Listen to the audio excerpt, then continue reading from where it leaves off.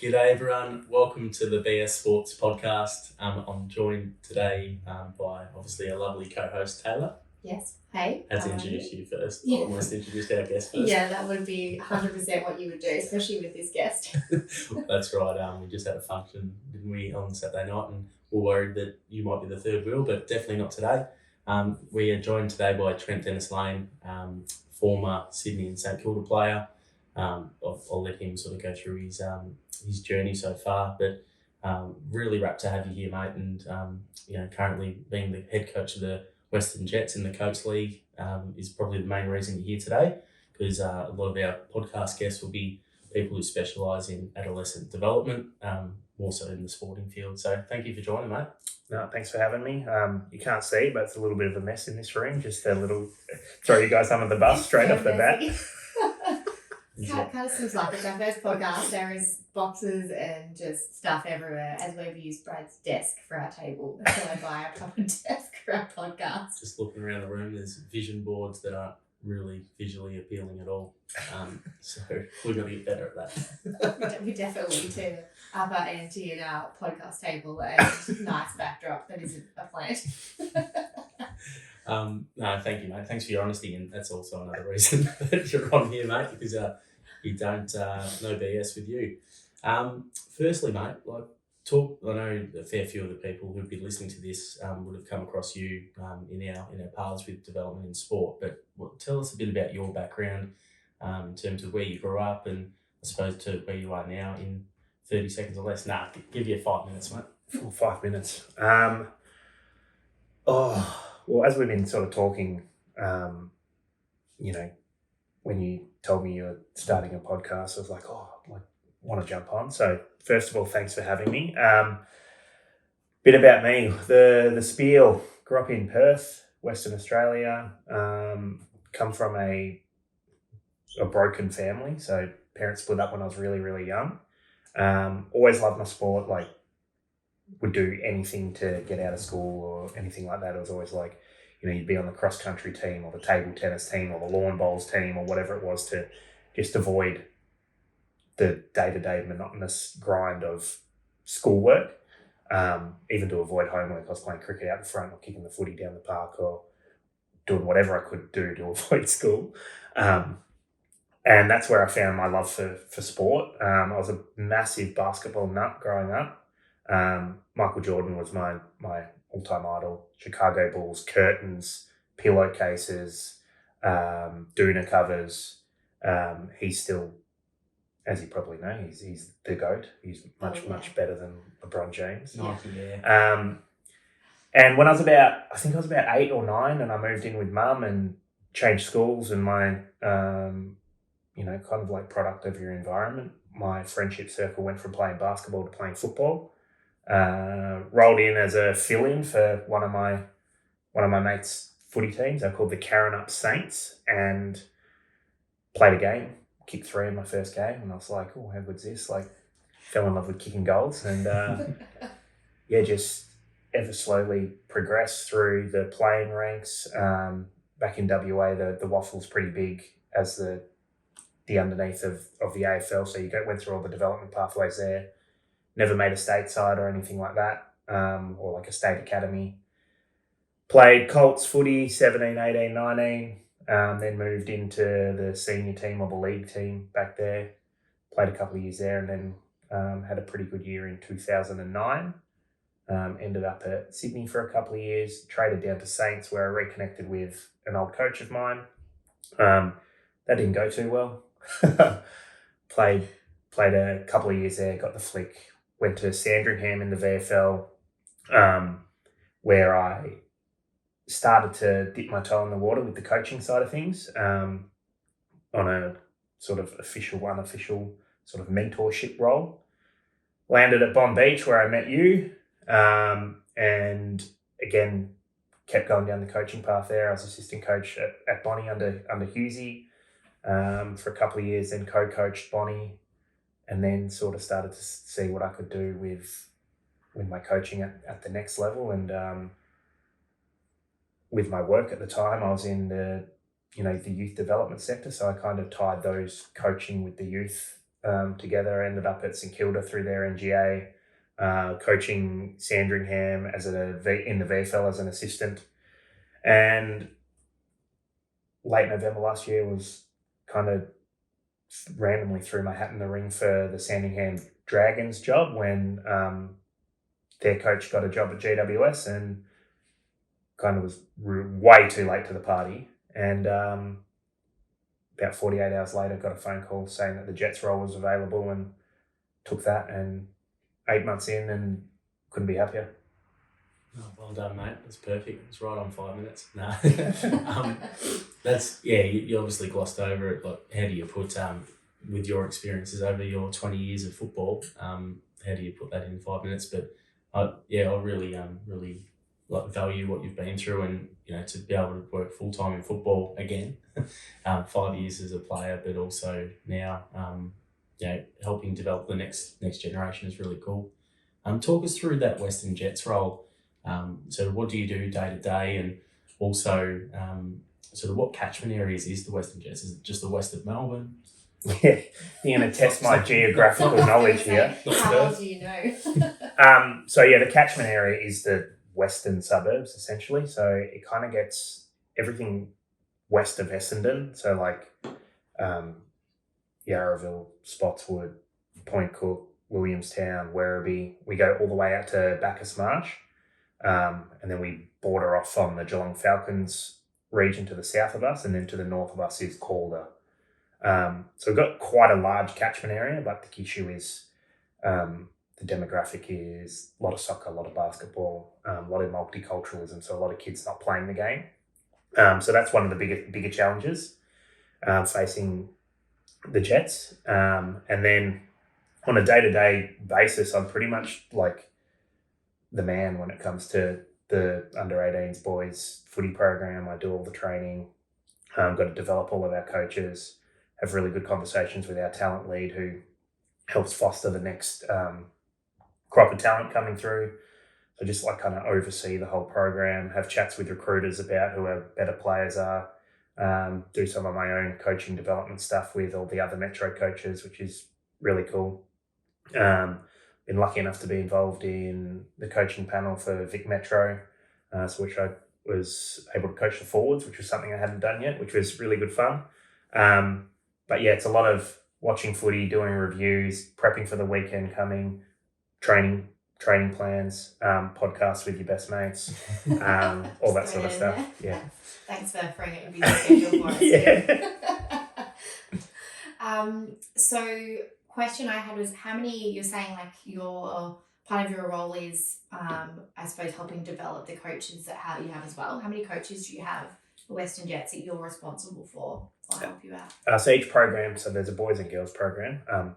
Obviously I'm head coach of the boys. So we have 3 assistant coaches. We have a high performance coach, and we have a couple of development coaches. So essentially anyone that's involved in the program, I have almost like a duty of care to help develop them to be the best coach that they can be, and it's all driven around their why. So, one of the first questions I asked them was like, "What do you want out of this program? What do you want? What help do you want from me? What do you want to do with your coaching?" And we sort of unpack that as the first little bit, and then get to work on. It's kind of like a really loose goal setting sort of session with them around their coaching, and then get to work week to week. Got individual development plans for all players, all coaches, around what their strengths are, what their weaknesses are, areas they want to improve on, things they think they're good at, and then how we're actually going to weaponize some of their strengths and improve on some of the things that they need to improve on. That's so good. Two of my favourite things from what you just said, which we touched on yesterday actually when we were at EMC speaking to some of the kids about their careers. And you said the first thing you asked them is like, why? Like, why are you here? What do you want out of this? And I think that's such a nice thing, rather than a coach coming in and being like, right, here's what we want you to do, A, B, C, D, and just kind of telling them. It's actually going, well, like, why are you here? What do you want to get out of this? How do you want to grow, essentially? I think is rare, but very awesome. Yeah, 100%. I was just going to say, that's popped straight into my head as well, because, the care and just understanding the needs of who you work with, because then you can, incorporate in your lesson training plans, something that will help them grow as people as well, to help them take the next step as a coach or just a person in general. So that's really cool. Yeah, it's interesting because you deal with the psychological dilemma of well, I'm the coach, I'm a good enough coach. I think I'm a good enough coach. I know what's right. But the magic is when I get the other ones, whoever I'm working with, whether it be a coach or a player, to discover for themselves. It lasts way longer instead of me just going, I think here's how to do it. Yeah. The old fish analogy. Yeah. I was going to say that, yeah. Yeah. Yeah, I feel like you get so much further, and I think that's what people or coaches forget, is they get so caught up in, oh, this is my role, this is what I have to do. They forget to kind of personalize it and go how do I grow? How do I become a better coach on a deeper level? Because if you go down that road, it's almost like then you can guarantee things are going to go well and you're going to be an effective coach and then help the kids or adults that you coach and work with. Yeah, I reckon the sign of any good coach, which I'm probably stealing a question you're going to ask me later, but you got to make yourself redundant almost. It's your role shouldn't exist if you are good enough as a coach. Yeah. Because you've allowed others to shine, you've empowered them, you've given them space to explore, all of that awesome stuff. Whereas my way, the highway, doesn't really work, I don't reckon. Yeah, it can be divisive, can't it, in a lot of ways. And at the end of the day, you're all there for, the team, but you're there to develop as individuals and make, showcase our talents and all that. I sort of know this answer just based on seeing you grow and develop as a player and a person and coach. But do you really value the strengths that players bring as a coach? Are you a strength-based coach, or do you like to work on their weaknesses a bit more? Interesting. If you had asked me that question 2 years ago, I reckon I would have said I was a strength-based coach. I think I'm more of an awareness-based coach. Right. So it's let's look at you and let's be completely honest with you as a player, where you're at in this particular point in time. What are you good at? What do you need to work on? And then try and establish that they're capable enough to be able to do both, work on their strengths or weaponize their strengths, and also improve on some of their deficiencies. Yeah, that's awesome. And I think too, whether it's sport or not sport, that's how we grow, is by being able to be honest with ourselves on what we're good at, what we're not so strong at. Because if we're sticking our head in the sand, then we know we're not going to develop as well. So yeah, I had an interesting conversation. We've obviously got a medical team as well down at the Jets, and I'm still trying to have a little bit of a kick of footy here and there, and my body is just shot. Yeah. And my left patella tendon is literally almost cooked. And holding on by a thread. Yeah. And I was talking to the physios last night at training, and I was like, what do I do for a patella tendon? I already knew the answer. And they're like, oh, you need to do some wall sits and some leg extensions, and I gave me all these things that I need to do. And they're like, essentially you need to do that every day. And I was like, yeah, it doesn't really suit me. I don't really want to work on that every day. Yeah, I was 15 years ago, would have been all in. Yeah, but now it's a bit lazy. And they're like, oh, you're not lazy. I'm like, no. I know myself well enough that I'm not diligent enough these days to make sure I tick off all my rehab and all of this. I'm just I'll just cop it, play a couple more games and maybe hang up the boots. Well, because it's not high on your priority list, is it? For you to play, you can obviously go, yeah, got to rehab it, this is what I want to do. Whereas now you're like, meh, it's probably something I can just leave the back burner. Yeah, well, I don't play every week, so it's a couple of weeks off and hopefully it'll be all right. Yeah. That sort of leads into the next question. What, and that may be something, but what separates the average player, either in the under 18 comp or when you obviously played 5 years at the big show, as Husey likes to call it. Yeah. In the big league. What separated and obviously everyone who plays AFL is a really good player, but I suppose the average player at AFL level compared to the elite ones that you played with, and I know you played with a lot of household names, But also at under 18 comp, what separates those boys as well?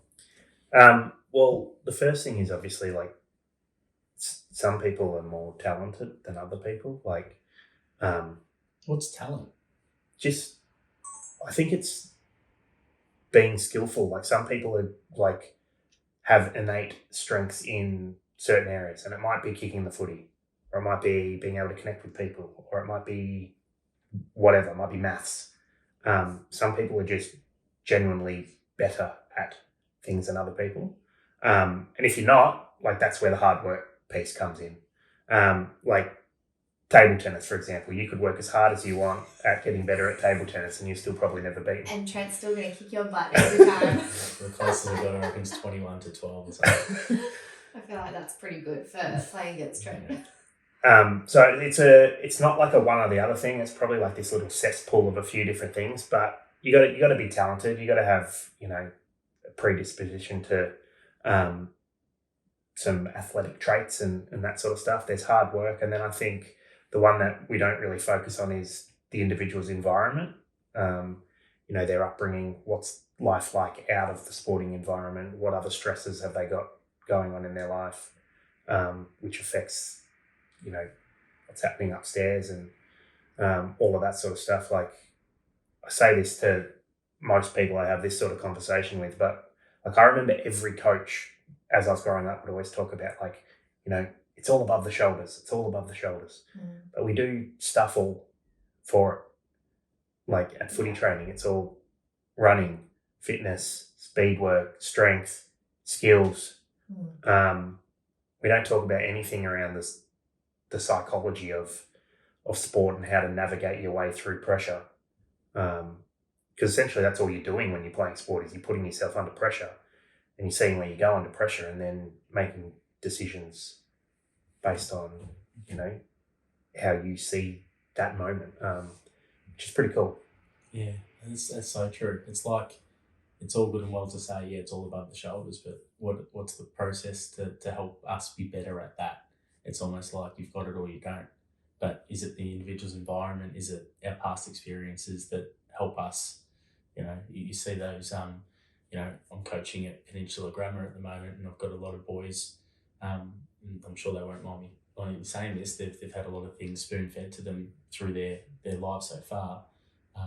So that can be very handy to get great opportunity, but it can also sometimes mean that you've got things have been handed to you. You haven't come from a broken family, or you haven't had some setbacks in your life so far that you can draw upon in those tough moments in a game of footy potentially.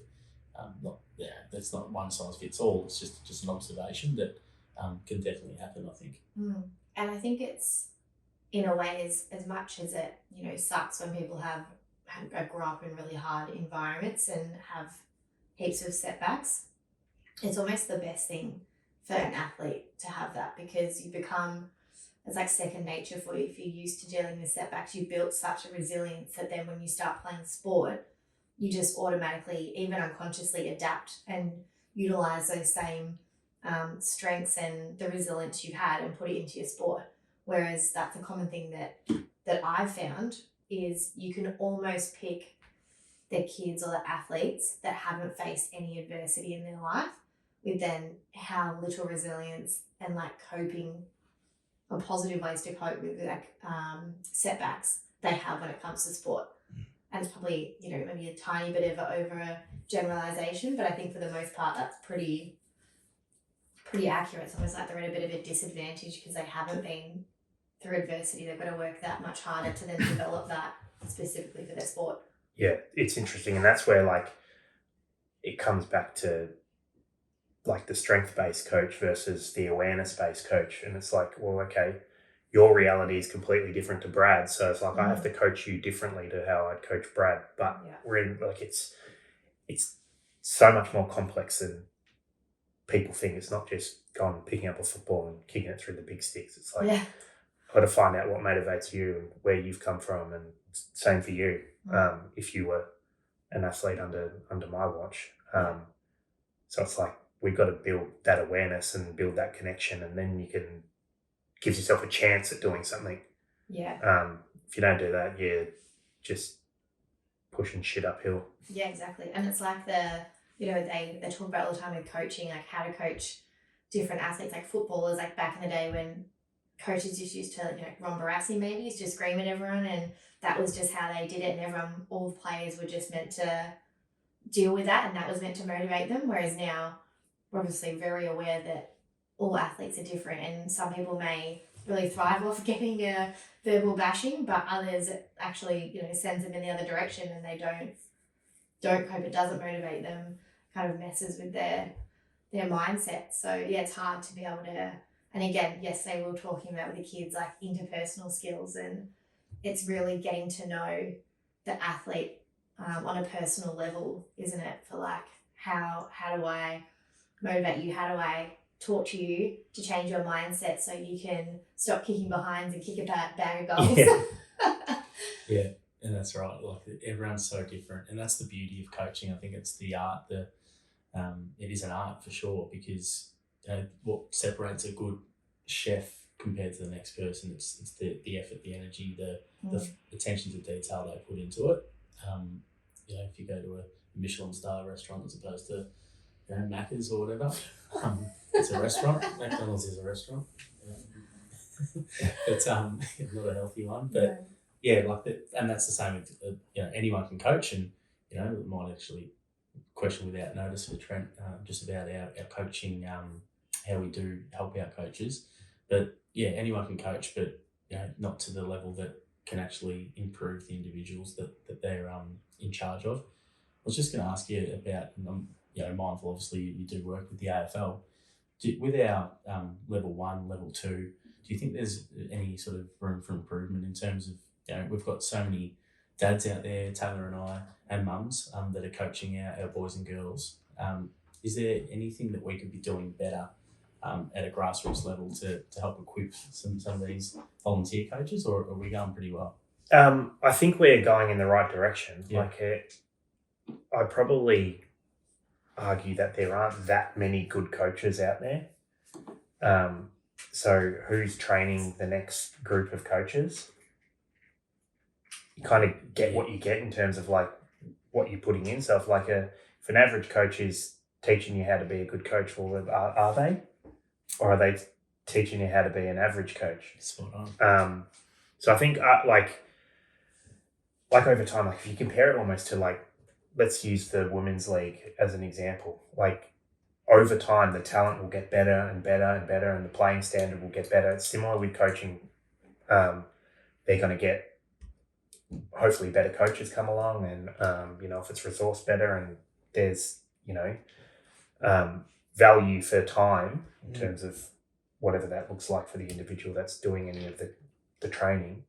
Hopefully you see a tipping point. There's always that trouble with the junior landscape and parents coaching, because they have all their subconscious biases and all of that sort of stuff, and there might be some living out their childhood dreams through their kids, but the reality is sometimes no one wants to put their hand up to do any coaching at that level. Busy. So yeah, level 1 is it's a little bit of a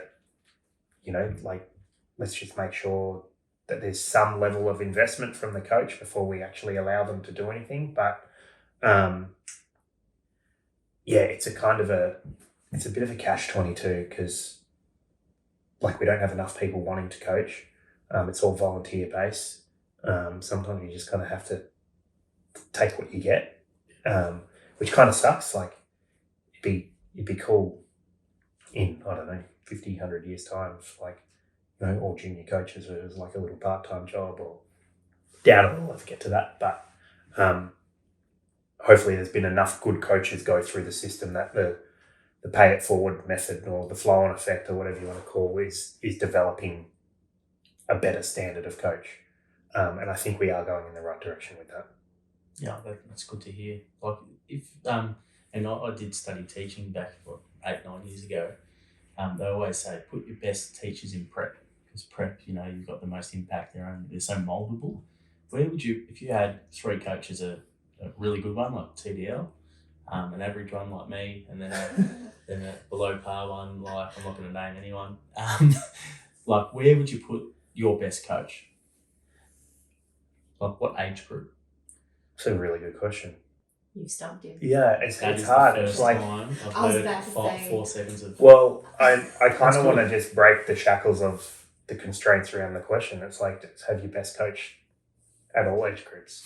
I don't know. Mm. So You true. know, You can impact at every age for sure, but where do you feel like, as a footballer, where do you think the most opportunity for development is, where you can get the maximum use out of that best coach? I think it in my opinion, it'd probably be around that early adolescence period, 13, 14. When they're turning in from being a child to a teenager, and there's a whole heap of other stuff going on. Sport or a club can be such a important piece of one's development. It can be a little safe haven for all of the other crap that's going on in their life around school and family and figuring out where they fit in and all that sort of stuff. So I reckon if you had a really good coach at that point of time, could potentially give you that platform to hopefully inspire you to do whatever you can do as the individual, see how far you can take whatever sport it is. I'm obviously biased towards team sports, so I think that's kind of pretty important. Yeah, no, I tend to agree with that. Like it is a tough question. I didn't know the answer. That's why I was asking you. That's the benefit of being on this side of the microphone. But because that's the holistic development of the individual as well, isn't it? Like back to above the shoulders. When kids are going through puberty and all those sorts of sense of belonging and connection and all those things, it's more than kicks, marks, and handballs, isn't it? Like obviously the fundamentals in primary school is really important, so they can have the skill acquisition. But yeah, I tend to agree. Like if you can have your best coach who can be a really good carer and invested mentally, and just have another person in your corner because that's probably a lot of conflict happens with parents when you're as a teenager with hormones flying everywhere. Yeah. So it's probably a really good point, mate. That age. It's like I don't know the science behind it, but like I don't reckon there's many things we can focus on at once, in terms of like skill development or game plan or whatever. So I think like the number one thing for the coach to be is trustworthy and approachable and feel like they have individual relationship with each of their athletes, so you can almost like go on the journey with them, instead of like they ask a question, you give an answer. I think there's been a shift, or I'd like to think there's been a shift in that, more of that sort of coaching. It's like, oh, let's go and figure it out together. Yeah. By raising your awareness as the athlete. Yeah. I think. Yeah, no, I know from my personal experiences, that's definitely how I coach. Like it's to like we can, the old thing at the start of the season or pre-season where you put your values on the wall. It might be, hard. I think the thing of Bomb Beach is like the acronym, like being honest, being resilient and reliant and being disciplined and all these sorts of words that you throw out there. But that it has more power if it comes from the people that you're working with, as opposed to telling you, because you don't absorb it as well unless you're part of the journey.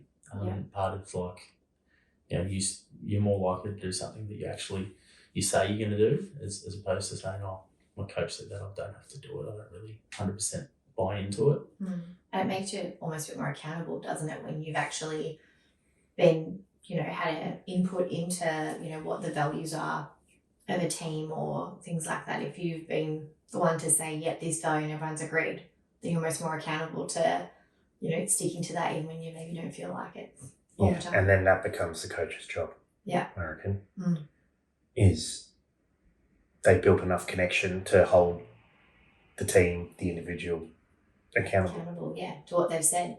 Yeah. And I think, especially with, a couple of times I've spoken about with your boys, like they've said stuff at the start of the season of who they want to be, like the kind of players or the kind of team. And as the season's gone on, they've kind of lacked a bit, and you've had to be like, right, this is what you said, this is what we spoke about. We're not there right now. And then how do we get back to there? Yeah, that's right. It's just like So you're sort of that manager. Like I think we are managers more than coaches, aren't we? We just sort of manage the expectations and so how we can get back on track, but not give the answers. Because to be honest, like coaches might think they know what's best, but the players give you what the team needs really at the end of the day. And good, bad, or indifferent, like you've got to adapt and think about what's, if it's not wins and losses, what are you there for? And for this year in particular with my team, we didn't have a win. So do we say it's not successful? Yes, in terms of the wins and losses, but where did each of the 33 boys who played in that team get something out of it? I'd like to think so. You'd have to ask them. And are they better for the experience? And I think yes. Like you're always better for learning maybe what went well, what didn't go so well for them or as a team. So it's always that reflection piece. And I know you're big on it, Trent, reflecting on your experiences. Because if we just go from one thing to the next without sitting there and going, what was that about? Like, what's the point? You just sort of maybe make the same mistake again. Yeah, I reckon I have to reflect on just about every proper conversation I have.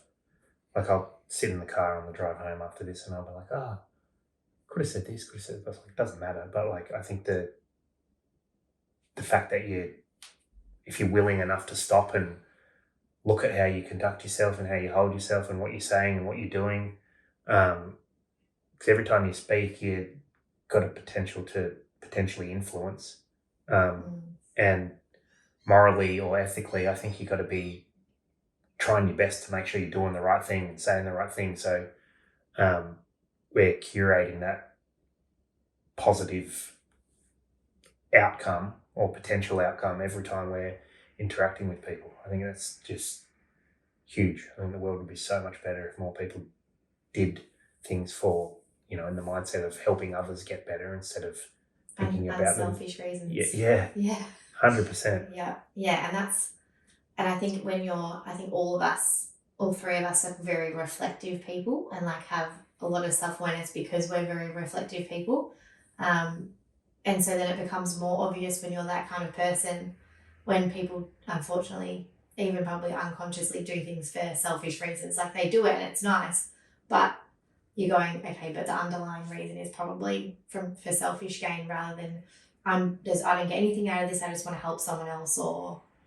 It does just start from awareness, doesn't it? Like everything. Like if you're not aware of your space and confident in your position and the if it's an informal conversation, if it's a professional facilitation, whatever it is, if you're not aware of what you're doing, you're at risk of offending someone or you're at risk of doing something that isn't morally correct, like Trent touched on. So but yeah, it is, if we're looking to empower others for no other reason than to make them in their next little part of their world, their next key conversation or their next key development opportunity, if they go into that with the same mentality, going, I'm going to make my teammate better now, or I'm going to do this, and that pay it forward mentality in a way, gee, that's an exciting place to be. Instead of we saw it like through the pandemic. How far in did we get before I brought it up? We're going to shut that down right now. What's the next question? Well, you tend to see people's true colours with the toilet paper, that sort of stuff. Just people going into, it's all about me. It's about making sure I'm okay, instead of the greater good, because we're coming from a survival instinct as opposed to a thriving instinct. Yeah, but there's also a lack of awareness in that situation, or because we didn't know what was going to happen, so everyone went to I don't know. So you can't be aware when you don't know. Yeah. So on the flip side of that, awareness creates choice. And then if you believe that all people are inherently good, which I do, you think once they've got a choice, you'd hope they'd make the right choice or the positive choice. Yes. And then if they don't, then there's obviously other underlying reasons, but that's where the judge of character side of stuff comes in. Everything you do or everything you don't do comes from somewhere. You just got to figure it out. Yeah, why do I make these choices, or why do I act this way? What is in your life something has influenced you to make those certain choices or have that certain thought process? So because not doing something is a choice as well. It's like, why didn't I do that? Yeah. It's bloody fascinating. Like if I could go back 15 years and had a whole bunch of time up my sleeve, like I'd go study psychology to the nth degree. And then we'd still probably be sitting in the same situation, asking the same questions. Exactly. Which is what's so cool about it. Yeah, it's like ever evolving, and you never, like, psychology is just one of those fields where it's almost like we're never going to know everything. Yeah, so it's not like a definite answer for everything. It's just like, it could be this or it could be That's right. It's just like, and it's like, because it's a science, it's like it's never officially confirmed. It could change, or as we learn more things and get more confidence. I can just see you. But you got to trust smirking. the science. I can just see you smirking out the corner of your eye while we're talking about trust it. the science that is ever evolving. It is ever evolving. That's right. But I just find it's funny. As athletes, and I suppose when we talk about choices people make, and if we're being selfless in, like, especially in a team sport, it's so, you could have an amazing player, but if they're a selfish player, it just makes such a big impact on a team, with them doing everything they do is about them. It's not about the team. It's not about them being selfless and going, yep, I'm a really good player. Yes, I've kicked 3 goals today. Maybe I can change how I play for the better of the team, if that potentially means the team might win instead of lose. Yeah, spot on. And like we've played with players like that, or with coached players like that, and I think there's a massive impact. Like I'd always, I like the X factor in players, and I like to, when I get the opportunity, I like to use my instinct. I think instinct's really important as a player, but you also got to understand, like, if you're always, you're hogging the ball, or every conversation's about how you can be better, not the team, that does impact, it permeates across the whole 21 other players in your team, if we're talking about AFL. And that really hurts. And you got to think about what's the internal stuff going on in those 21 players' heads. Oh, that guy doesn't trust me to kick the goal, or was on my own, and then how they're going to approach the next contest. So it's not only the 6 points that you might get from a goal, it's what it does for the psyche of the whole team. Have you experienced that? Maybe you don't have to talk about the Jets, but just in your experience at Subi or Sydney or whatever, like, did you find that there were a few people who were about them and it impacted the rest of the group? In this landscape where we're in a team environment, but there's a whole lot of individual success at the end of the year, potentially, in terms of getting drafted, etc. Like I had a conversation with a kid probably only 2 or 3 weeks ago, and he was like, I don't feel like my teammates trust me. So then, of course, my first question is, why? Why do you think that? Why? He's like, oh, well, they don't kick me the ball. And it's like, okay, let's just go a little bit deeper. Why do you think they don't kick you the ball? It's like, oh, maybe they don't see me. Maybe it's like, okay. And we tried to just get everything back into, like, his realm of, like, what he could control. And it's like, it ended up coming back to him more consistently playing his role. He's a tall forward for us, and he was trying to get kicks in D50, and I'm sitting there going, well, is that building trust? Is that a way that you can? And, like, you have to be bloody crafty as a coach and spin things and ask the right questions. They think of it and come up with it. Yeah, you're almost like, you're a counsellor. counsellor / salesperson as well, because you're trying to sell them an answer or a solution that they might not potentially believe in at the moment. You also try not to tell them it, and you're trying to get them to self-discover it themselves, which is, like, that's fun.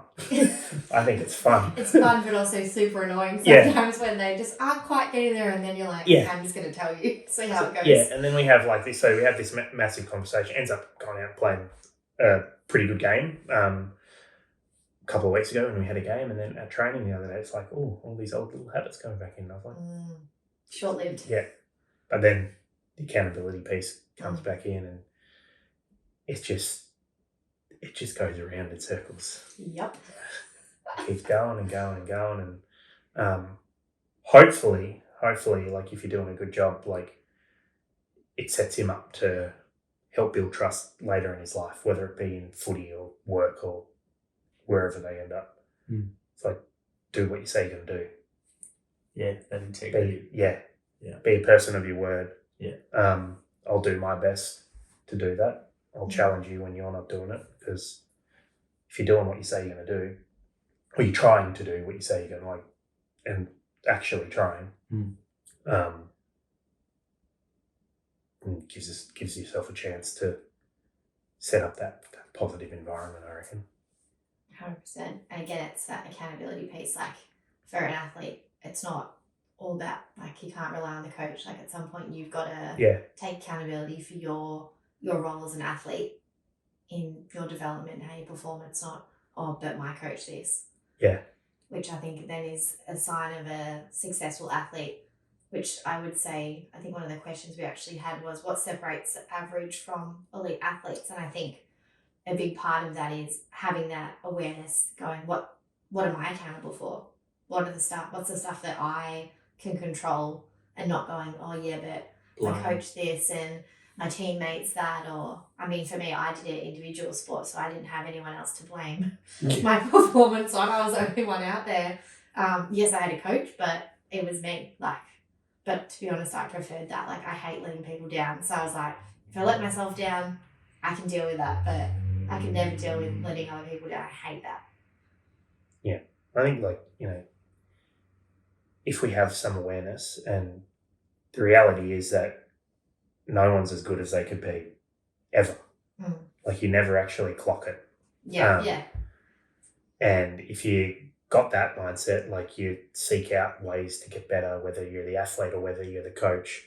Like, some of the most, like, my favourite stuff apart in my job is we do these coach development sessions once a month where we all get together, and it's like this big brains trust, and we throw around ideas and people challenge people, and it's also like, oh, I haven't thought about it like that. It's like, I might think you're wrong, or I might think you're right, but it's not actually even about whether you're right or wrong. It's about like, their perspective. Yeah. It's like, and like, someone will talk about a concept and I might think it's 95% wrong or doesn't apply to my situation, but there's that little bit of it where I can go, oh, I might use that. I might not use it right now. I might use it, because that's what we do. We grab up everything that we've lived, and it influences us so much, like our past experiences and all that sort of stuff, as you know. Like that, I'm the coach I am today because of the coaches I've had, either positive or negative. Yeah. 100%. I was just thinking as you were talking there, like, you're obviously come through the system that you're now supporting others. So Subiaco under 18s back, 06, 05 or something like that, quite a long time ago. You've got a connection with your coach. Do you find yourself as a coach now having biases towards players that are similar to you, like maybe a crafty forward who he's probably the underdog in a lot of areas as a player, or a bit of a late bloomer? How do you challenge that? And do you gravitate towards or away from those players that potentially frustrate you? Like, because I'm asking that question because of my experiences, and I've got not even just this year, but over the 5 or 6 teams I've coached so far, there's players that naturally you just like get a little bit triggered. And you're just like, oh, why is that annoying me? And then typically comes back to me. So some of the players that frustrate me at times more than they should, because I've done that on the football field, or I've done that as an excuse to not be at training, or like, it's that mirror. It's the mirror. Yeah, life is a mirror. And I was just wondering, like, how do you laugh? Oh, no, that's back to awareness, like, because otherwise I'd just be unfair to that player. But I get through it, and I'm like, okay, and talk to them like a normal human being instead of talking to them like I would talk to myself, because I'm frustrated at that part of my self. Do you have any experiences like that over your coaching? I see all those things, like it happens almost on a daily basis, but you know me for a while now, like I'm pretty laid back. I just laugh at things. It's like I know exactly what they're doing. At the end of the day, I treat the kids I'm coaching in this situation, I treat them as adults. And then I was like, I'll like literally talk to them like this. I'm like, I know what you're doing. Like, I've done it all. Like, I'm as crafty as they come.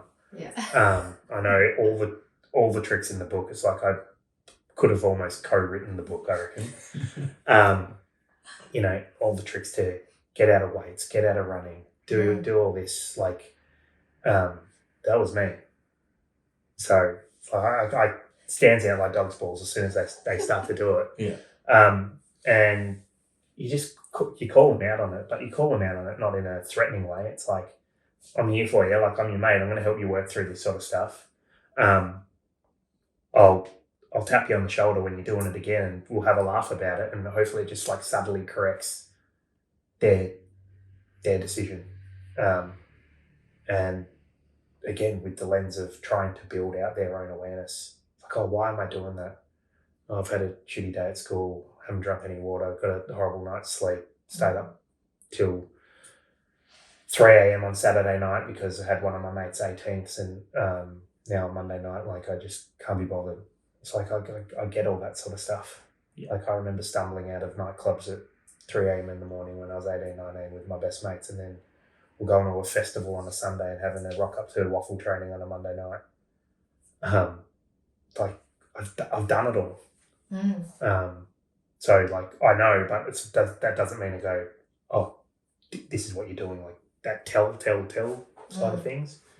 So it's more of like an education, try and help them discover, and I don't get overly frustrated at them. Like, how can I? If I've done it, then,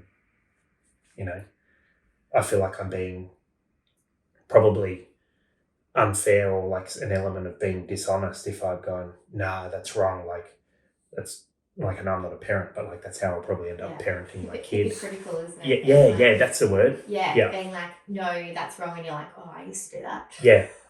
No, that's wrong. I'm going to punish you for this by you playing a different position, or you starting on the bench, or maybe not getting a game. Or it's like, well, hang on a second, Trent. A bit full of shit if you, like, you used to do that. Yeah. Like, let's help him through it. Like, I'd like to think I turned out okay. Yeah, and it's a good, I think, way to, a more powerful lesson to be like, hey, I've done what you've done. This is how it turned out for me. Maybe you could have a different outcome if I give you my experience and what I've learned from it.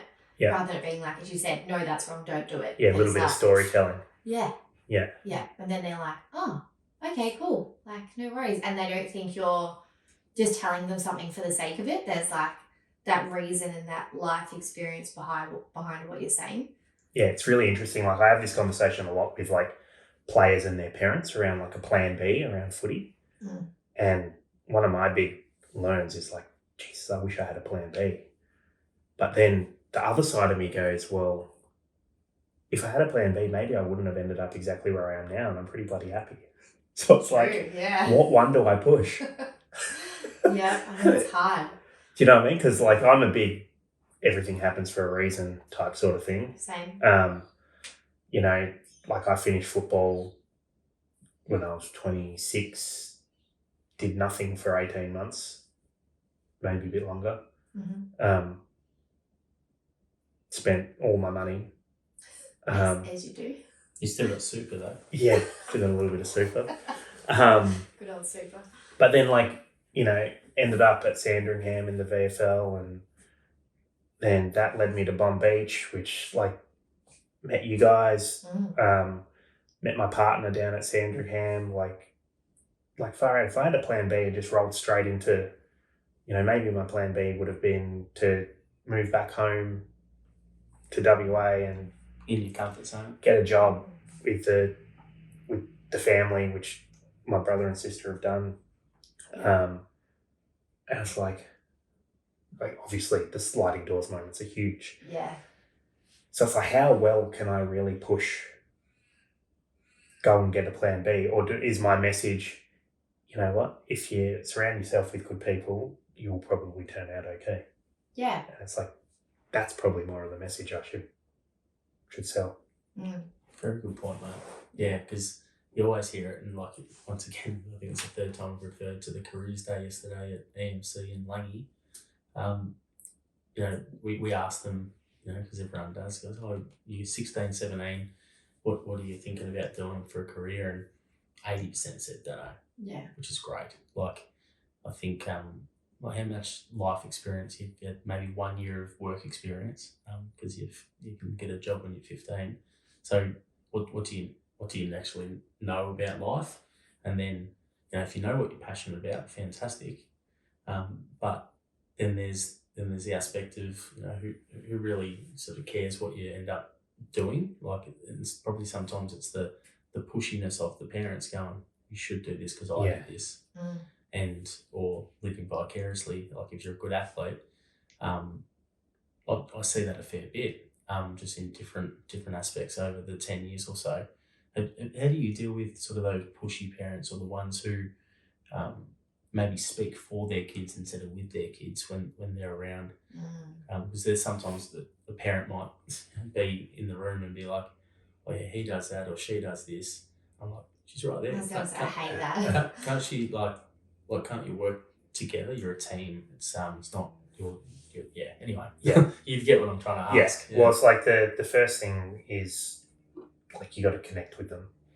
So you've got to connect with the parents. Yeah, you got to find the empathetic Brad or Tay or Trent.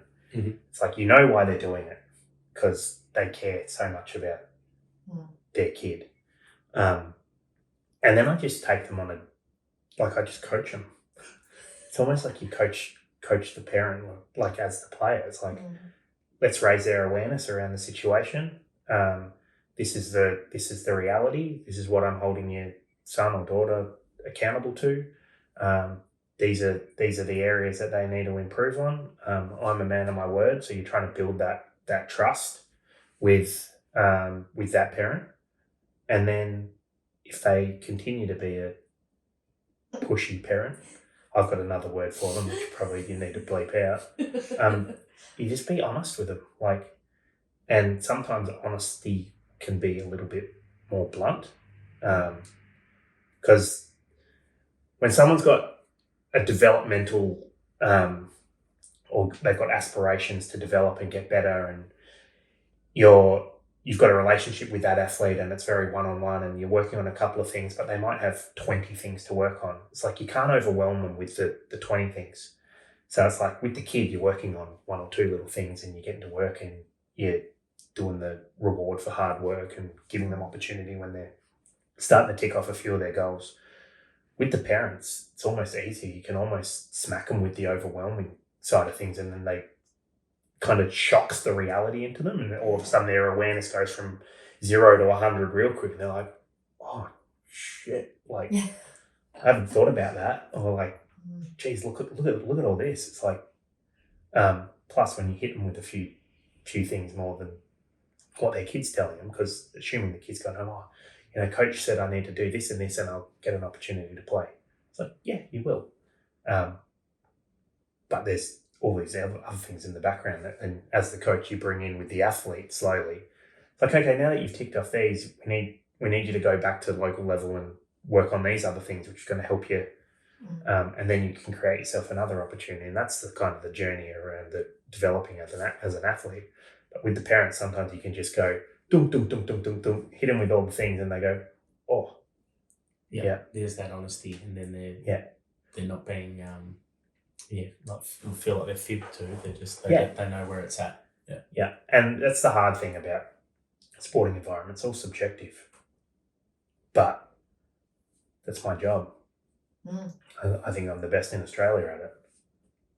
That's awesome. So it's like, if, which go down another path, like you've got to believe that you're the right person for the job, or that you're good enough at the job. Like I've struggled a lot with being told I wasn't good enough at things. It's like kind of like that whole prove them wrong things is a natural subconscious driver for me. It's like you were talking earlier about the athlete that has had the setbacks, and it's like it's almost easier. Yeah. But then my mindset immediately goes, well, what about the other kid then? Yeah. Like I want to help him too. So it's like, yeah, it's kind of what drives me. But sometimes like pushy parents are a part of it. Yeah, just deal with them. Yeah, deal with them in an honest way. Yeah, so true. And then you can't go wrong with honesty because it'll teach whatever they need to hear. You can't begin to understand how they filter that information, but if we're honest, then we're integral. Yeah. And then that's great. And that's I think that's what it is, isn't it? It's being honest, but also then showing understanding for like why that parent is being that way. Like if they're, so I can think of, when I was competing, there was kids who, whether they were from the same club as me, and their parents were so intense in terms of, wanting them to do the best and how often they expected their kid to train, and just like, even if they like won but didn't win by enough points, or they came second and they were just so hard, and you're just going, yeah, but like why do you feel the need to be like that? Like what is it for you that brings that out in you? Is it to do with you as an athlete when you were younger and you didn't achieve things, and you want your kid to achieve things so badly that's why you're probably too intense? So almost like what we're talking about with the coach, like Trent, you might have gone to a festival on a Sunday, trained on a Monday night, and the same thing's happening. Like Trent has the choice there to be like, I wish I didn't do that, so I'm going to punish the person who's doing it right now for that. Yes. It's like, no, they've got to go through their own experiences, and they've got to, you can't put an old head on young shoulders. So we need to have that empathy and understanding of why 17, 18-year-olds put themselves in that position. Yeah, it's that non-judgmental piece around what they're doing. It's like, okay, like what do you learn from that? It's like, maybe I've got to think of a better excuse not to come to training. Because you're not gonna buy it. But it's just so much more powerful being like that. And I know I was like that at school. Like kids would come in and be like, oh, I bet what during the weekend? Oh, I probably can't tell you. I'm like, just tell me that, I did this. Okay, how'd that go for you? How did you feel after it? Rather than being like, no, you shouldn't do that. That's bad for you. Yeah. Like they just cool, and I just make them like feel with them shame for what they've done, rather than being like, how'd that go for you? What did you learn? Yeah. Well, how do you positively influence anyone? You got to connect with them, and then it comes like kind of like coaching. Like what's happening with this person is kind of like what's happening with the game, and then it's like, oh, this and this is happening. Is this hurting us? No. Well, okay, cool. Like, go out and hang out with your friends once a month on the weekend or whatever it is. I was like, this is actually hurting us. We need to do something about this. So it's like, okay, what are we learning from doing this? And you try to make the tweaks with them. Yeah. But you got stuff all chance if you don't have any connection with them. You can't influence anyone. No. If you don't go care, they just go, yeah. And it's just dismissive. Exactly. It's like, that's bad if you don't do this. And then it's like, yeah, I know. Okay, I won't do it again. If they go out and do it again. Yeah. Yes. Which is just like what fascinates me around like, you have like a motivational speaker come out to your footy club, and like you've probably experienced like, oh geez, that's such a good story. I'm going to make all these changes. But because I haven't got any bloody connection with that person, I'd forget about it in 24, 48 hours. It's all gone. Yeah. Yeah, exactly. And it's like short-lived. We need the people that are more consistent in our life, like our partners, our parents, our brothers and sisters, our coaches. Like, that's where we need them leading us the right way, not hanging on to a 20-minute, 30-minute talk from a motivational speaker, which kind of contradicts like this whole podcast. But hopefully you guys do this for ages and ages, and you're the consistent ones that keep spreading your message, and you do that through guests that you trust and and or that you want to pick their brains and What's the plan? Well, I think this is Tay's baby in terms of idea, like, and she didn't need to sell me on it because I love talking and learning off other people. Talking. Mainly the talking more than anything. 2 years, 1 mouth. But like it's sort of to help people who might not have access to coaches. Like I know a lot of the kids that we've worked with, Trent's worked with, which is great. But now he's the western suburbs and is less accessible now that he's the best coach in Australia by his own admission. Now all the kids are and I doing totally agree with that too. I'm leading back to that because I've got a question about that. But I think if they've got access to our guests that we've got to meet along the way who have incredible minds in coaching young athletes, I think the main purpose of this is to help the ones who can't come to our programs, that have access to the transformational athlete programs and things like that. They can actually sit in the car or even just if they're struggling with some aspect of their game, they can tune into this. I think that's the key. And just it can just be a thought bubble. It doesn't have to. They don't have to implement anything right now, but they might hear it a second time or a third time, and it's like, oh, that's showing up for me. It could back to awareness. Could be the athlete, could be another coach, it could be a parent of that athlete. Like anything that it just causes them to go, oh, yeah. And you're 100% right. Like for us, starting the podcast was not because we like to just talk and like we love talking. Like Trent, like this is awesome being able to do this in a formalish way rather than just our normal dribble that we do when we all hang out. But it was the real clear purpose was to, we obviously want to have as many kids and athletes come to our programs, but the reality is that that's not always possible. And so then how do we give people access to all these amazing coaches and people in the sporting field in their own niche? How do we give them access to that so they can learn? And we obviously don't retain. We can talk for an hour and a half. People aren't going to retain everything we've said, but if they can get one thing from each podcast, that's a win. Yeah. Many times I've listened to some interesting podcasts and I find myself drifting and just thinking about that in the context in my own life, and then I've missed 10 minutes of the podcast. But that's okay because you've got what you've needed out of it. You don't need to write an essay on the podcast. You just get out what you need to at that point in time. Yeah, that's why you can read books multiple times as well, I reckon. Yeah, and you realise I learned something new each time. It's like, how did I not even see that the first time I read it? Yeah. Or listen to it. I'm more of an audiobook type kind of guy. Yeah, me too. Knowing a bit about you, and we've talked about your junior career a few times, and I've listened to it a lot closer than maybe you're aware of. It sounded like you had a lot of self-doubt and didn't fit in that much, moving schools and potentially being picked on and bullied. How you've gone from that and maybe feeling not worthy of an AFL career, which you did really well. You haven't even touched on, which is surprising. 29 games, 39 goals, 3 Brownlow votes. I was about to say, how many Brownlow votes? 3 Brownlows, a 2 and a 1. Got robbed in the 2010 elimination final. Yeah, cost myself votes. Yeah. They need to bring votes back in for finals.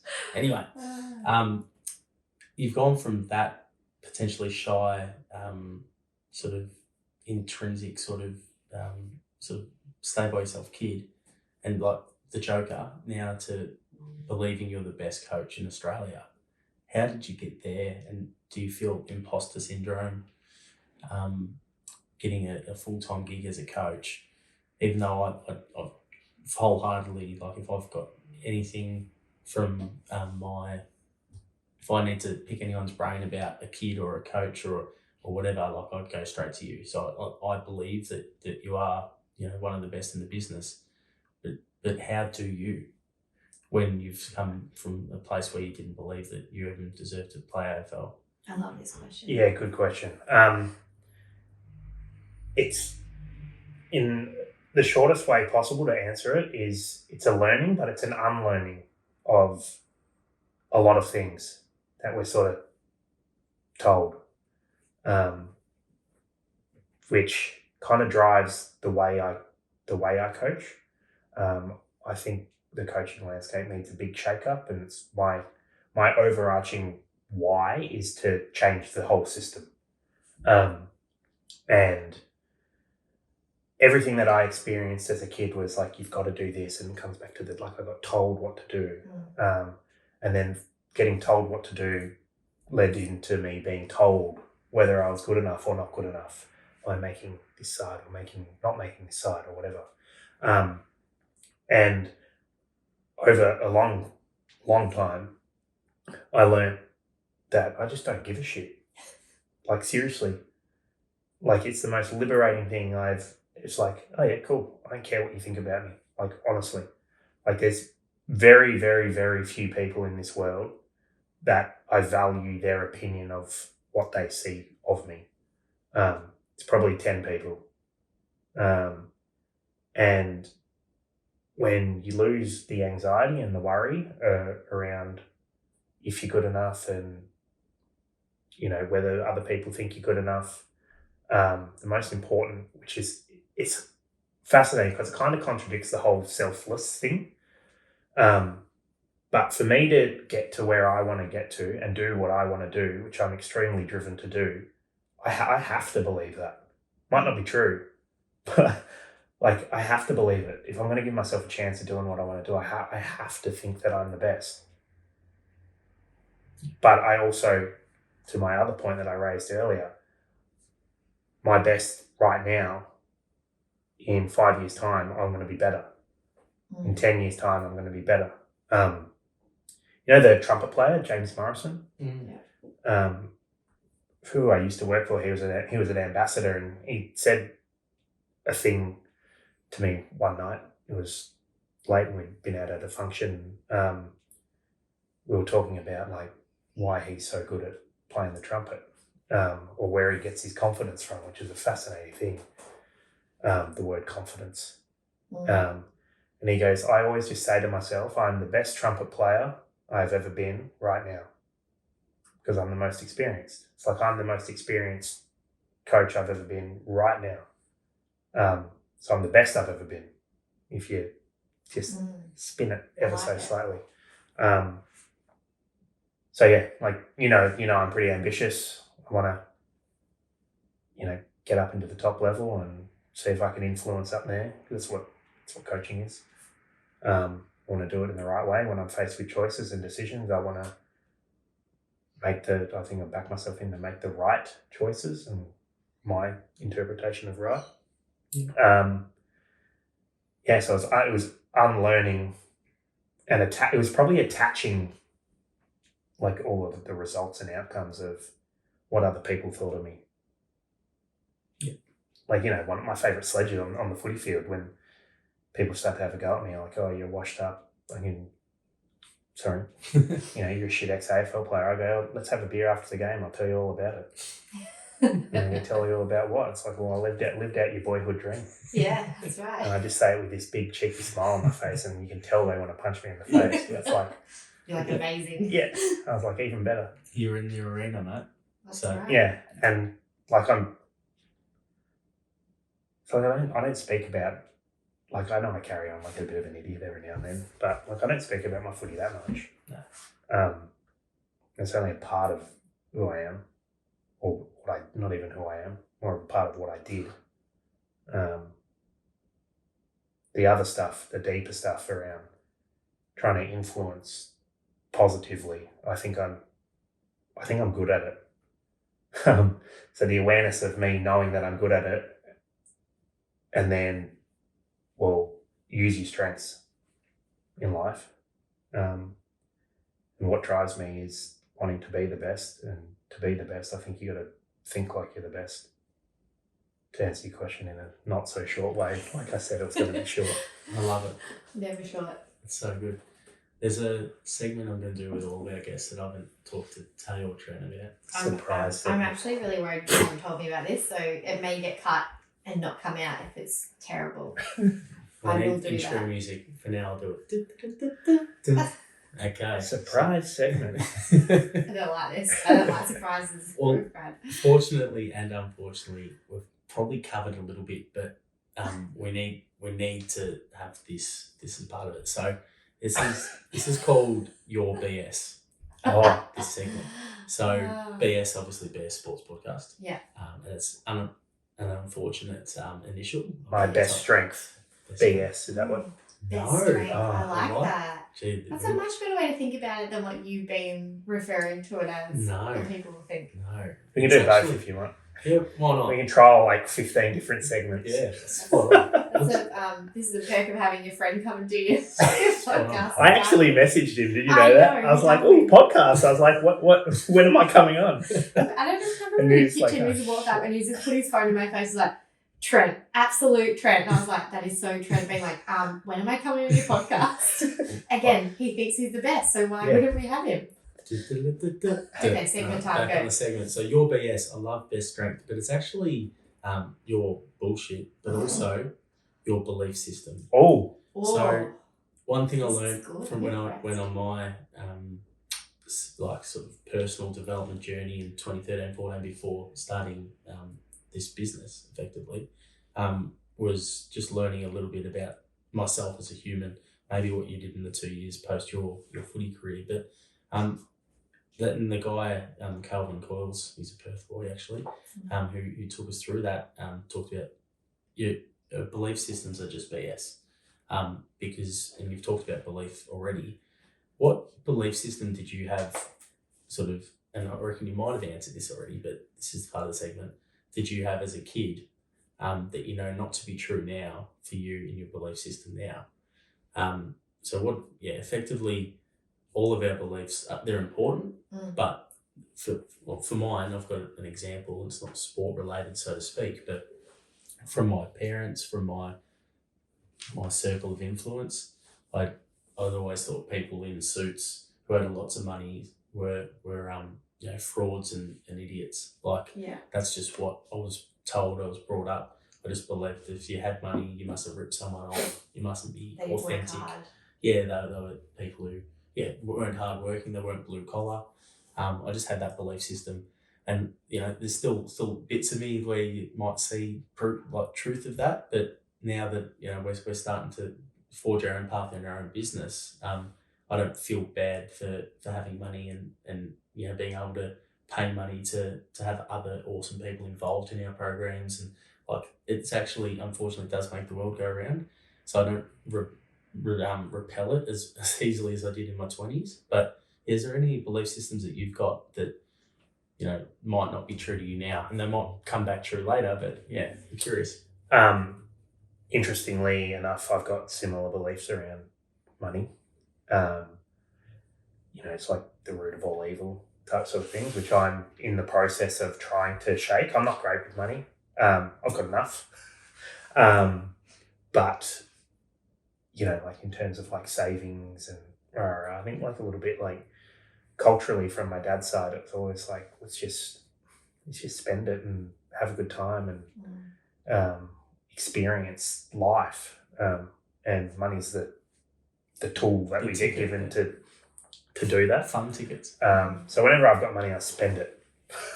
I've got to experience life. Yeah, I've got to do something. Whether it's go out for a nice dinner or it's which we all love to do. Yeah. The only time I can save is when I'm saving for an experience, which is like a holiday or something. So that's an interesting one, which I'm trying to. Yeah, it's. Yeah, but I suppose you're big on the why. So why do I need to have $100,000 in the bank or $5,000 in the bank? Why? I don't think you do. Yeah, I mean, it's just So if you don't believe in case of emergency, break glass maybe, but Mum's got enough cash. She'll help me if shit hits the fan. I love it. In your 30s, Mum. Yeah. Please help me. Hey, this is one belief that I do have, is that my parents decided to have me, so therefore they're responsible for me until either one of us aren't around.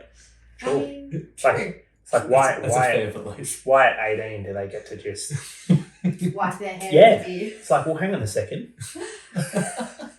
I love it, but also now that I'm a parent, I don't think I could be a parent that's all of a sudden just to my child, no, I know you need help with A, B, or C, but no. You're old enough now, I'll be no, I'm going to help you, but we're going to learn from this situation, but I'm going to help you. Yeah, it's crazy. People are fascinated by what I get for Christmas and what I get for my birthday still, because I'm turning 35 in a month, and Mum's already PlayStation what 6. are we doing? Yeah. And the yearly budget keeps going up because of inflation, obviously. Naturally. You're like the Harry Potter and the Dursleys. Yes. Last year I got 25 presents. Yeah. But to answer your question more seriously around belief systems is I am a very logical thinker, and I always have been. And I always used to think that there is just like one way of doing everything. And I experienced that a lot through the football system. It's like, if you want to be successful, just do what this player did. Or, do what Nick Rewalk did, or do what Dan Hanbury did, or do what Ryan O'Keefe did. And you'll get success. And that is BS, in my opinion. I've got a post-it note which sits under my computer screen, which 2 or 3 years ago I looked at my values, and authenticity is one of mine. And the driving factor is that, like, I hate the robotic nature of the world. And, I dropped Nina's car in for a service this morning, and I'm sitting in traffic. I'm going, why is everyone's just doing this because it's all they know. It's all that the people before them have done. And I think that's BS. I've always, as soon as you met me, you probably knew that a 9-to-5 job's not me. And that's that real robotic nature of, method, rinse, repeat. And it's like, no, but be yourself. There's some individual strengths. Yeah, and there's some structure to my life. Like there has to be, but not so bloody robotic and not so regimented. Where there's just, how do you be yourself if you're just so? It's school, like it's the system. You're systemized into conforming into something else that someone else has produced for you. So how are you authentically yourself? The answer is you're not. Yeah. And it comes... Where's the benefit of doing that? We've spoken about it so much, but it's like if you get told to do something 10, 15 years ago, I probably would have just done it. Whereas now... But why? I ask why. It's like I've gone back to being 2 again. Now, you probably see it with her. Why? We haven't quite hit Y yet. Haven't hit Y yet? I reckon we're on the cusp, though, of Y, and it's going to drive me bonkers. Yeah. She called me Brad today instead of Dad. And what else did she call you? She called you Brad? And she called me Babe. I think because that's probably what Sam and I call each other. Yeah, fair. And she goes, like the "Can you pig. tie my shoes, Babe?" And then what was it? Thank you very much, Brad. Yeah. What is going on? Actually, the best thing ever. There's a mirror for you. But no, you're right. And just on that, I don't even know how long we're going to talk for. Maybe an hour and 20 minutes. But we may wrap up in the next 10 because Trent's got a plan for 48 people for training. Also got some video games to play. He's a busy man. He's got a very tight schedule. And probably some dishes in the sink that Nina can see on our little pet cube to watch Neo. I don't think it's for Neo. Like, have you done the dishes yet? She's watching. And I've literally just figured that out just then. Subtle. Nina, I'm going to get one to do that for Brad. Although he still wouldn't do them. It takes him 2 weeks to do dishes, or until his mum comes over and does them for him. Yeah, have you seen too much honesty. What's that movie with Jennifer Aniston and Vince Vaughn? The Breakup? Is it The Breakup? Yeah. Yeah. And she's like, I want you to want to do the dishes. And he's like, why would I want to do the dishes? Yeah. Sent me into that reel last night. She loved it. Probably hasn't watched it. Well, more garbage. Yeah, correct. The why and the questioning. Like, I think Why do I say why now? No, not so much, but you can elaborate on that. It's more so the generation before us. Like, I think what I hear the generation above us, our parents, saying kids don't have as much respect as they used to. So what they were told to do as kids, they did, like you just said. But now teenagers in particular, probably your players, the ones that you're around a lot, even with your work at Life Changer, like the kids are more questioning authority or questioning the teacher. Yeah, authority. Why is that? And is it a bad thing? Well, I'll answer your question to start off with. What's respect? What does respect look like to you? Yeah, well, to me, respect looks like it has to be two-way. So respect for me looks like trust and just making sure that both people know where each other stands. Yeah, trust, have boundaries, Yeah. All of that sort of stuff. Yeah. And, like old school, it was like, if you don't do what I say, do you not trust me? I think that's where it potentially stems from, where it's like, I'm more of the like, here's a potential thing, go and try it, see what you learn. But I don't think it's necessarily a lack of respect. Just It's a thirst for understanding. Yeah, or a curiosity, or it's not like, because I see like just lots because of I'm people not getting not listening to you doesn't mean, or just because I'm not doing what you're telling me to do doesn't mean I disrespect you. Does it? I don't think so. No, I could be wrong. Yeah, not necessarily. Like I just feel like it's generational. Yeah, but yeah, because that's what they're used to, I think. But then does it come down to the access to information? So as generations have gone on, we've got so much more access to information to then go, yeah, but I've read this and you've said this, so why? Whereas back in the day, didn't really have access to there was no Google, there was no internet to then have another voice. You just, what Trent said back then was all the only information I had, so I'm going to do it. Yeah. Yeah, like the water boy with not Billy Madison, Adam Sandler. And he's like, Mama said. Yeah. And he'd take it as really disrespectful when people were like, no, it's not. She's wrong. Yeah.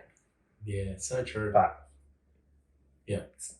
It's just how you, like, language is insanely important in the way we conduct ourselves as humans. Like in the connotations or the meanings we give to different words. Like Nina always challenges me, like, she's like, you use such like black and white words in your language. And I'm like, oh yeah, but like, do I, or do you just hold that black and white view with that word? I bloody love your relationship, you two, and like how much you challenge each other is epic. What I've really learned about today is how important awareness is. And so you're talking about how, like, I've got to be aware that you wear the pants. 100%. Tick. Kids need to understand, like the lessons that they learn. The more you're aware you are, the quicker you can learn, bounce back, adapt, shift things that can help you achieve what you want to achieve. I think that's been a real key from today. Trent, what's your biggest takeaway? Just like the awareness piece is the greatest gift you can give yourself. Gives you choice. I think when I used to facilitate the kids at the start of a workshop, I used to go, who likes being told what to do? Raise your hand. No one put their hand up. Crickets. So it's like, okay, cool. Like let's see how we can create more choice in our life, and it starts with having a look at yourself and all of that sort of stuff. So yeah, the awareness piece is huge. Without it, you can't do anything, I reckon. Yeah, totally agree. And all the best for the rest of you, mate. I think you've been doing really well. Like, I know there's a couple of draftable boys, and I suppose from the external expectations of the Coates League, it's about getting players drafted, but you're doing much more than that at the club, and obviously signed on for next year as well, which is really exciting for those bottom ages and then the new under-16 boys that you'll get to see and work with. So well done. They're in very, very good hands, and I look forward to hearing about these boys coming through as young men, as well as obviously talented footballers, which they already are. So good on you, mate. And Tay, thank you so much for co-hosting with one of my best mates. You're welcome. It's been a good time. I occasionally don't mind chatting to you both depending on what the topic is, but this topic was good. But thanks for coming and chatting to us, because I mean, obviously Brad and I are friends with you, so we know you on a very personal level, but we really value the insights you have and I suppose your beliefs around sport and things like that. Hence, I always get you to come work with us. But thanks for being willing to share that with our audience. No worries, and thank you for allowing me to self-invite myself on. So appreciate it. It's good fun. You've done well. You're officially our first guest. That's how well you've done. Episode 1 TDL. No, technically episode 2. Episode 1 intro podcast. Episode 2 being a sports podcast. Damn, I promise him episode 1 or episode 8. Well, We might have to wait till episode 8. yeah. I'll just come back on and there was episode 8. We'll do another 1.5 hours of Trent. Yeah, like, I could be every guest if you want as well. We could have Trent and you could have Dennis and Wayne. Maybe he could be one of the co-hosts if I'm sick or something. If I get sick of you, just draft you No. and get Trent If I'm to sick, come on. not if you're sick. Sure, okay. Alright, thanks, Steve. See you guys. Catch you, bye.